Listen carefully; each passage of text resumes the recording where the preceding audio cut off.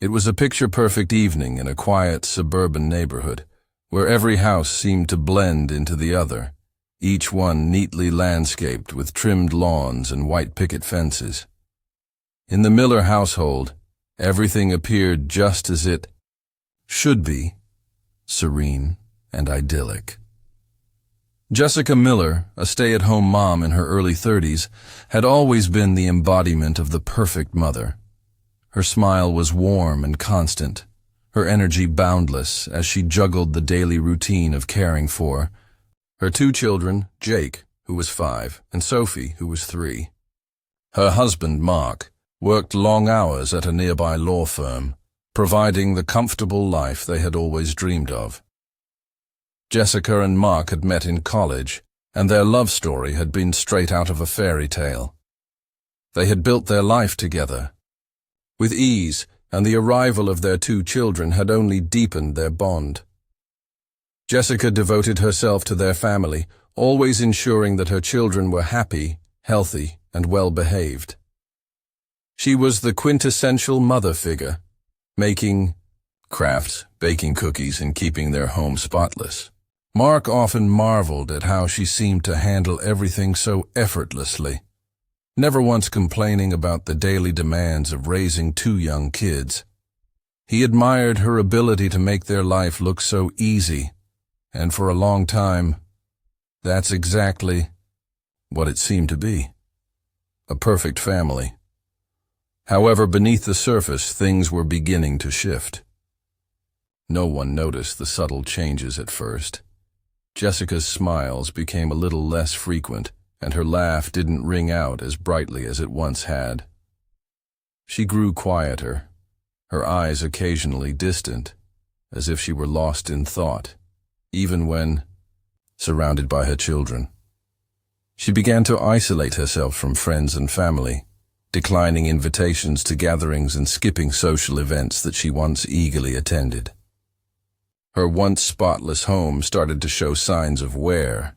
Dishes piled up in the sink. The floors that once gleamed now looked streaked with dust. Yet, when anyone came to visit, Jessica would put on a brave face, tidying up quickly and insisting that everything was fine. Mark, though he noticed the changes, brushed them off. He was focused on his career and thought that Jessica's fatigue was simply a result of raising 2 young kids while managing the household on her own. It was a tough job, especially with his long hours at the office, but he believed in his wife's strength. Still, there were times when he came home to find her sitting in the living room, staring blankly at the TV, her shoulders slumped, and her once vibrant energy drained. He tried to comfort her, asking if she needed help, but Jessica would always reassure him, saying it was just a phase. "I'm just tired, Mark," she'd say, flashing him a smile that didn't quite reach her eyes. The children, too, were growing up quickly. Jake had started school, and Sophie was quickly learning to speak in full sentences, her once tiny voice now filling the house with endless chatter. Jessica's days were spent preparing meals, keeping up with laundry, and running errands. Despite the seemingly perfect life, she couldn't shake the sense of dread that seemed to linger in the corners of her mind. At night, after tucking the children into their beds, she would sit in the darkened living room, feeling a hollow emptiness creeping in. No one knew what had been happening behind closed doors, what turmoil Jessica was hiding from the world. On the outside, she still appeared to be the same doting mother and wife. But inside, the cracks were widening. Yet, it was in these quiet, unseen moments that the stage was set for a tragedy that no one would ever expect. As the evening unfolded, Jessica Miller continued with the nightly routine she had carried out countless times before. It was just another ordinary night in the Miller household, or so it seemed. The children had finished their dinner, and their energy, as usual, was boundless. Jake ran around the living room, his giggles filling the air, while Sophie followed closely behind, her tiny feet trying to keep up with her older brother. Jessica watched them, her heart aching with a mixture of love and something else, something darker, buried deep beneath the surface. She tried to smile at them, but the gesture felt strained. As usual, she herded them upstairs for their bath. The house was quiet except for the soft padding of her footsteps and the faint sounds of Jake and Sophie's voices as they talked over one another. Normally, the children loved bath time, the warm water, the bubbles, and the fun toys. But tonight, the air in the bathroom felt different. The familiar scent of lavender soap seemed too strong, almost stifling, and the flickering light from the overhead bulb cast odd shadows across the walls. Jessica felt the weight of the moment pressing down on her as she filled the tub with warm water, carefully testing the temperature to ensure it was just right. She took a deep breath, trying to push away the unsettling thoughts that lingered in her mind. This was supposed to be a routine, something comforting. Yet, for reasons she couldn't quite understand, everything felt off. As she gently lowered Sophie into the tub, she noticed her daughter's innocent smile as the warm water splashed around her. Jake, ever the curious one, climbed in beside her, splashing water playfully. For a brief moment, Jessica watched them, a pang of guilt twisting inside her. But then the thoughts came rushing back, ones she had been trying to suppress for months. The loneliness, the exhaustion, the overwhelming feeling of being trapped, drowning in a life that no longer felt like her own. The water in the tub rippled gently as Jessica stood there, staring at her children. The rhythmic sound of water sloshing around them was hypnotic, calming in a way that made it hard to think clearly. She didn't know exactly when the idea had started to form in her mind, but suddenly, it was there. Dark, insistent, impossible to ignore. She could end the pain. She could stop feeling the weight of everything that had built up inside her. The thought seemed to take hold of her, and in that moment, nothing else mattered. With a steady hand, Jessica gently held both children, one in each arm, and guided them under the water. They didn't resist. They trusted her. It was over before she even realized it. The silence following their brief struggle in the water hanging in the air like a suffocating blanket. Their small bodies, once so full of life, were now still. The room was eerily quiet, save for the slow drip of water from the faucet. Jessica stared at them, her breath shallow, her heart pounding in her chest. A strange calm washed over her as she drained the tub, watching the water swirl down the drain. She wiped her eyes with the back of her hand, trying to shake the fog in her mind, but the reality of what had just happened hadn't fully set in. It was almost as if she were floating outside herself, watching her own actions unfold without fully understanding them. She dressed the children in their pajamas as if nothing had happened. She tucked them into their beds, their faces peaceful, their bodies warm. They looked so serene, so perfect, as if they were only sleeping. And for a brief moment, Jessica allowed herself to believe that maybe, just maybe, everything could go back to normal. She turned off the light, her steps slow as she left their room. When she closed the door behind her, the house was still. The weight in her chest hadn't lifted, but somehow she felt a strange sense of finality, as though she had done something irreversible, something that could never be undone. And the night carried on, quiet and unremarkable. To the outside world, Jessica Miller was still a mother, a wife, a woman who had just put her children to bed. But inside, the storm raged on. The silence that followed the unimaginable event was suffocating. Jessica Miller stood still in the hallway for a moment, her body numb. She glanced down at her hands, almost expecting them to tremble, but they didn't. Her pulse, however, was racing, her heart thundering in her chest as if it were trying to escape her ribcage.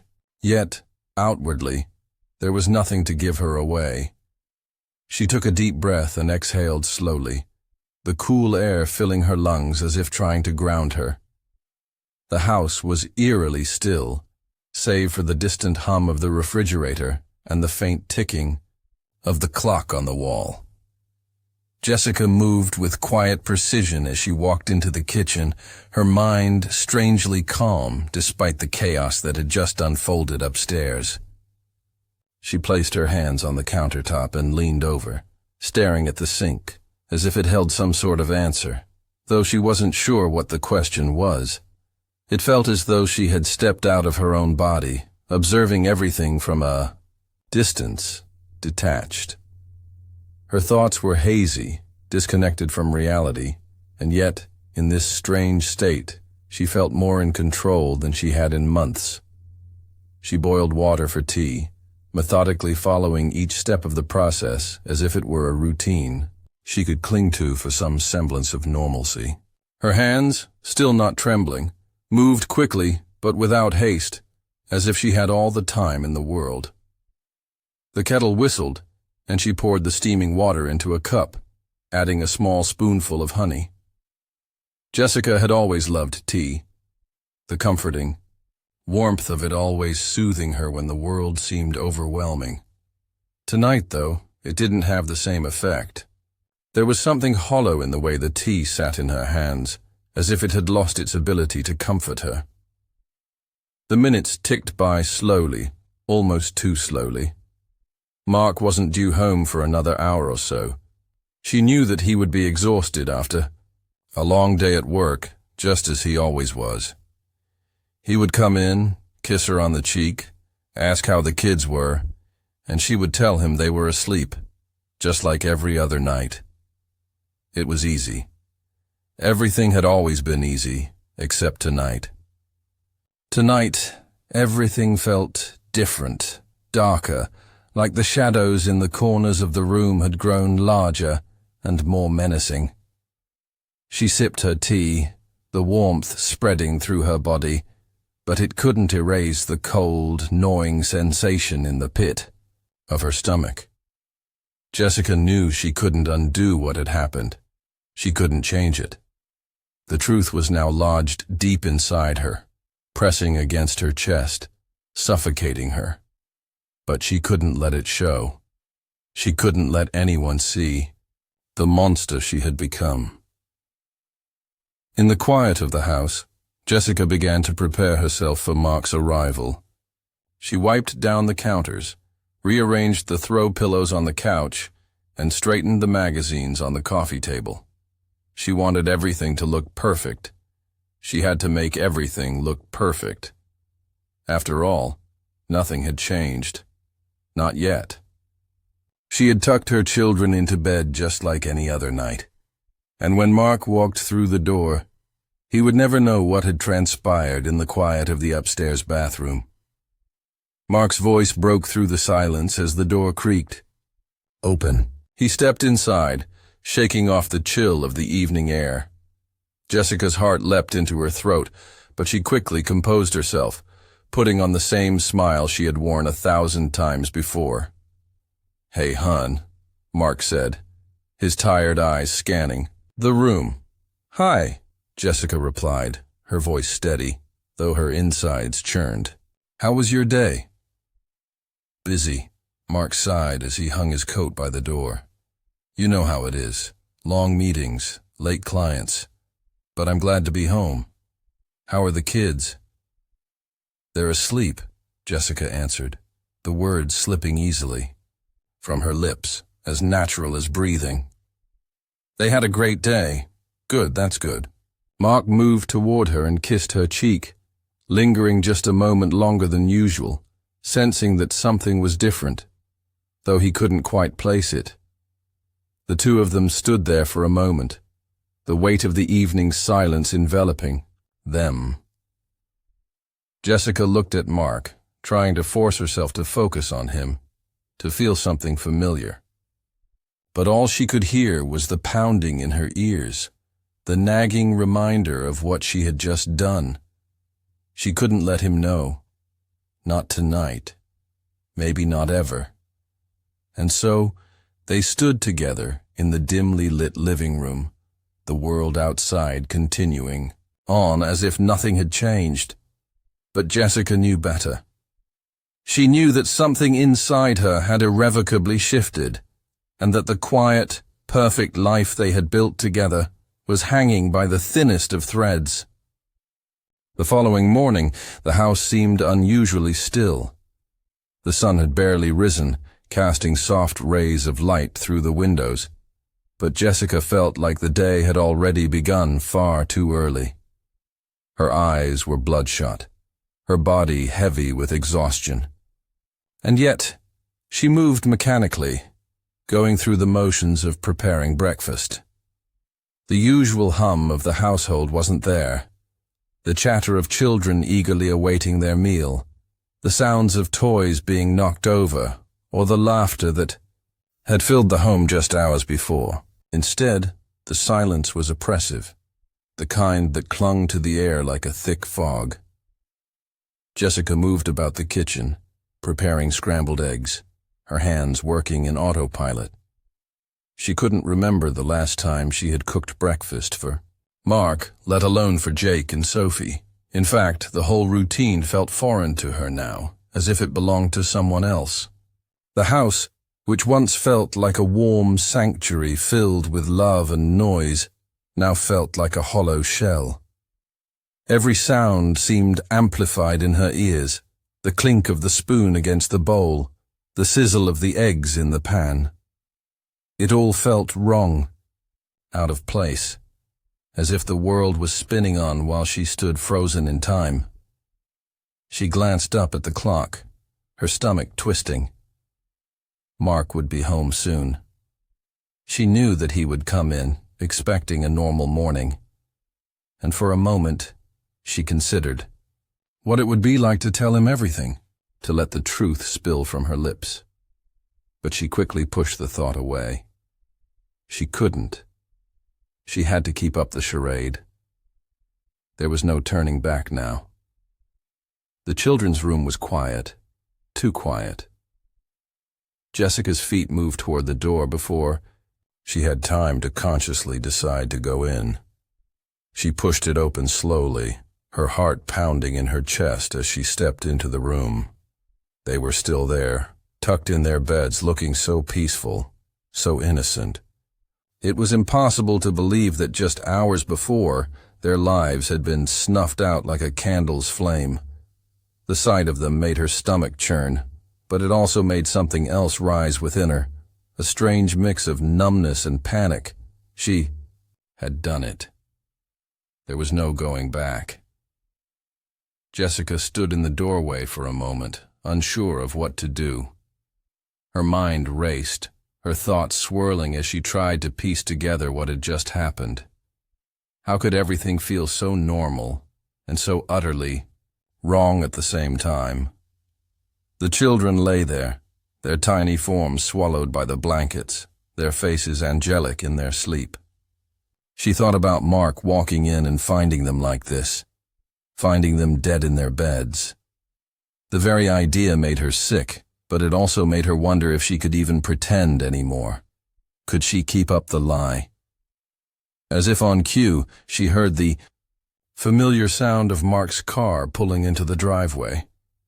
The rumble of the engine seemed louder than it should have been, too intrusive for the fragile calm that had settled over the house. Panic flared in Jessica's chest. She quickly backed out of the room, closing the door behind her. She needed to act normal. She had to. Mark entered the house a few minutes later, his tired face breaking into a small smile as he took off his jacket and hung it by the door. "Morning, babe," he said, his voice low and groggy from the long night. "You didn't sleep much, did you?" Jessica forced a smile, but it felt like a mask. "I'm fine," she replied, her voice almost robotic. "Just a little tired." "Mark?" didn't seem to notice anything unusual. He moved into the kitchen, where the scent of breakfast was just beginning to fill the air. He poured himself a cup of coffee and sat at the table, rubbing his eyes. He looked exhausted, as always, but there was something about the way he sat there, almost too relaxed, that made Jessica feel even more detached from the reality of what she had done. He looked so ordinary, so unsuspecting. It made her heart ache. "You're up early," he commented as she set the plate of eggs in front of him. "I figured you'd sleep in." "I didn't feel like sleeping," she replied, her voice thin and distant. She handed him a fork, watching as he took a bite, unaware of the dark secret hanging between them. "Kid's still asleep?" Mark asked, not looking up from his breakfast. "Yeah," Jessica said, her breath catching in her throat. "They're still sleeping." There was a brief silence. Mark continued to eat, lost in the simple act of consuming his meal, while Jessica stood there, frozen, as her mind screamed for her to say something, anything, to stop the overwhelming pressure inside her. But she couldn't. She couldn't say a word. Instead, she simply nodded and turned away, her thoughts racing. How long would she be able to keep this up? How long could she pretend that everything was fine when nothing ever could be again? She moved toward the window, gazing out at the quiet neighborhood, the world outside continuing as if nothing had changed. But everything had changed. And Jessica knew that the nightmare she had started the night before, the hours that followed, were a blur of numb routine. Jessica moved through the house with the kind of mechanical precision that only the truly broken can muster. The weight of what she had done pressed heavily on her chest, but she forced herself to ignore it.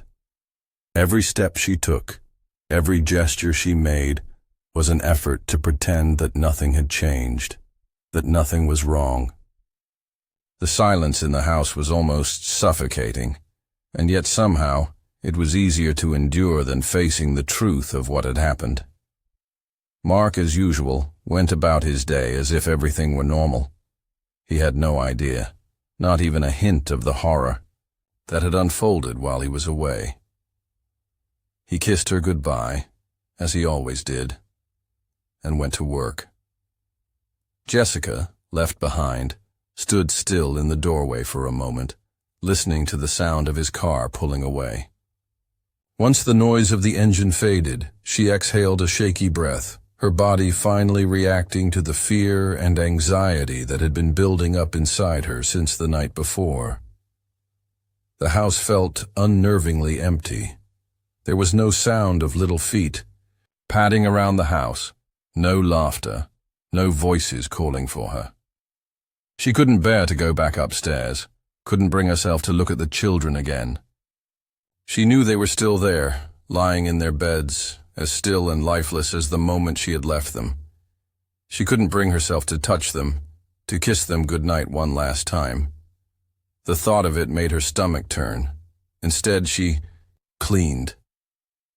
She cleaned every surface, every corner of the house, as though the physical act of scrubbing away the dirt could somehow erase what had happened.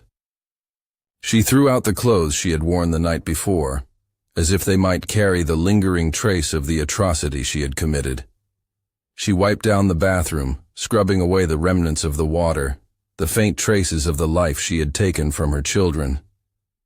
She told herself that if she just kept busy, if she just kept moving, maybe she could forget, even if just for a moment. But no matter how much she tried to distract herself, the reality of what she had done kept creeping in. It was like a shadow, always lurking just behind her, reminding her that she could never outrun it. Her thoughts swirled in a haze, and for a brief moment, she thought she might go mad. What had happened to the woman she used to be? The mother? The wife? The woman who loved her children more than anything in the world? How had she become this? It wasn't until the phone rang that Jessica snapped back to reality. The sound of it was jarring, and for a moment, she just stared at the phone, unwilling to pick it up. But when the call persisted, she finally answered, her voice steady, though inside she was trembling. "Hello?" she said, her throat tight. It was Mark. "Hey, babe," he said, his voice casual. "I just wanted to check in. How's everything going? How are the kids?" For a moment, Jessica couldn't respond. The words caught in her throat, and she felt like she was suffocating. How could she answer him? How could she look him in the eye when she knew what she had done? How could she tell him the truth, knowing there was no coming back from it? But somehow, she found the strength to speak. "They're fine," she said, her voice sounding foreign to her own ears. "They're just still sleeping." "Good," Mark replied, unaware of the lie that hung in the air between them. "I'll be home in a few hours. I'm looking forward to seeing you."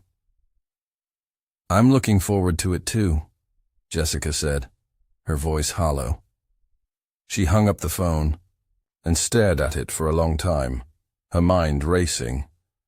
The walls of the house seemed to be closing in on her, and she knew that it was only a matter of time before the truth would come crashing down.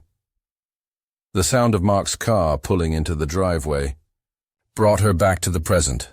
Her stomach tightened, and for a brief moment she thought she might lose control. But she didn't. She couldn't. She had to keep it together. She had to keep the lie intact, no matter what. Mark came in through the front door looking tired, but smiling as he walked toward her. He kissed her on the cheek, a simple gesture, but to Jessica, it felt like a dagger to her heart. She smiled back, her face frozen in an expression she didn't recognize.